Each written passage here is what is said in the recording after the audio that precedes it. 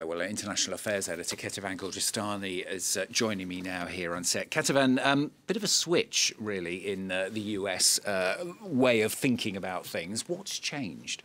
Well, look, over the past week, we've seen Donald Trump really go full 180 when it comes to what is happening in Ukraine. It all started, of course, on Thursday with that phone call with Vladimir Putin. Coming out of there, Donald Trump announced that there would be an in-person meeting between the two in Budapest within 2 weeks. But that was Thursday. Then on Friday came that meeting with Vladimir Zelensky, a report saying that it was a pretty contentious meeting.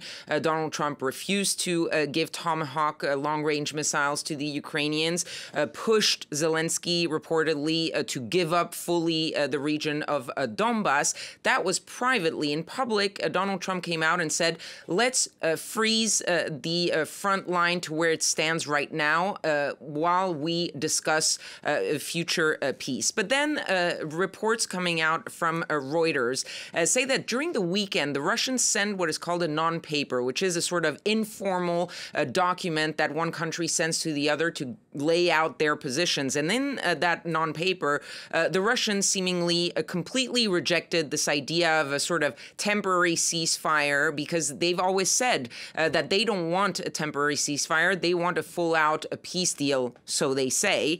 And they reiterated other maximalist demands, like not having any NATO troops in Ukraine. And it seems that the Americans felt that the Russians weren't playing ball enough. And what came out of there was this phone call between Marco Rubio, the Secretary of State, and Sergei Lavrov, his Russian counterpart, on Monday. That was already an indication that something was changing, because those two men, they were supposed to meet in person to prepare for the Budapest meeting between their bosses. Just a quick phone call, no in-person meeting between the two, and the cancellation of that meeting between Rubio and Lavrov really sort of spelled the end of the Budapest meeting.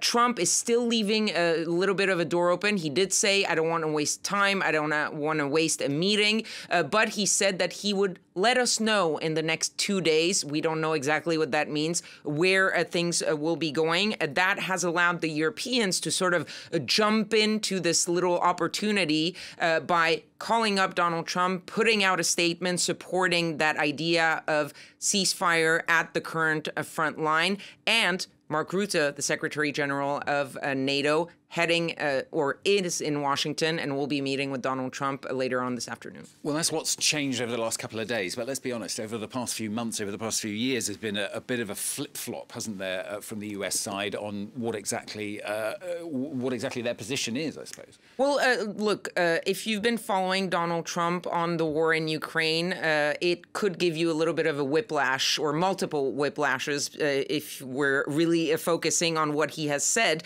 He has never really picked a side when it comes to the war in Ukraine. He's one day seemingly on the side of the Russians, the next day seemingly on the side of the Ukrainians. He has this fascination with the Russian president. He likes strongmen. He said it openly multiple times, but he's also quite impressed at times with Vladimir Zelensky and the fighting spirit of the Ukrainians. And most importantly, Donald Trump doesn't really care who wins, who loses. He wants a deal. He wants to be able to say, I have ended yet another war. And for that, sometimes he sees the likelihood of that happening through the Russians, and then the likelihood of that happening through the Ukrainians. But in recent weeks, you've really seen this sort of back and forth increase in speed. Weeks ago, he was saying Ukraine can win back all of its territory. Russia is struggling. Then he just said Ukraine needs to give up Donbass. And now it seems that we're fixed at the front line. Same thing with the weapons or the help to the Ukrainians. There was a time when the Americans suspended for a short while weapons and intelligence sharing. Then a month ago, he was saying, well, the Ukrainians need to be able to go on the offense. We need to help them more. He opened the door to the Tomahawks. Then he said no to the Tomahawks. On this issue and on this conflict, more than anything else since the beginning of his second term for Donald Trump, he has agreed with the last person he has spoken to. It's been said about Donald Trump many times, but on Ukraine, it's really very true. And so it's very hard to see where this is going. One thing to note, though, with this back and forth is that so far, Donald Trump, each and every time he has had the opportunity to use leverage against Russia, he has backed down. He has a big chunk of sanctions ready to go in Congress, with Republican senators saying, we are ready, we have it, it's written, it's there, let's go. And Donald Trump each and every time has so far said, not yet, not yet, not yet. You mentioned the Europeans as well. I mean, where does this leave Europe, do you think? Well, look, the Europeans, of course, seem to always have a sort of secondary seat in this conflict, but they are doing whatever they can to continue to support Ukraine, not only militarily and financially, but also to be the sort of lobbyists in chief for the Ukrainian president when it comes to dealing with Donald Trump. There was that statement that I was mentioning that came from the main European leaders, like Emmanuel Macron, like Giorgia Meloni, like Friedrich Merz, putting out a statement supporting what Donald Trump said, which is freezing the line at what is currently the front line for further peace talks, but also supporting Ukraine in saying Ukraine will not surrender its territory because the Russians simply demanded.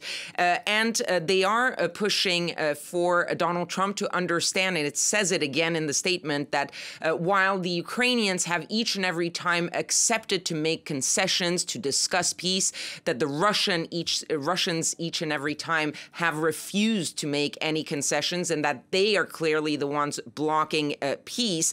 So there is some push diplomatically from the Europeans, but there is one possible big concrete move that could sort of open up something later on this week. There is tomorrow an EU summit in Brussels, and then there will be that coalition of the willing meeting on a Friday. But it seems that we might see movement on the use of the Russian frozen assets that we've been talking about so much. So far, the Europeans have only touched the interest of those frozen assets because there were some countries, starting with the Belgians, who have the financial institution that holds all that money in their own country, but also the likes of Emmanuel Macron, who are sort of uneasy going after the frozen assets because it might have some consequences, bad consequences for the European financial market.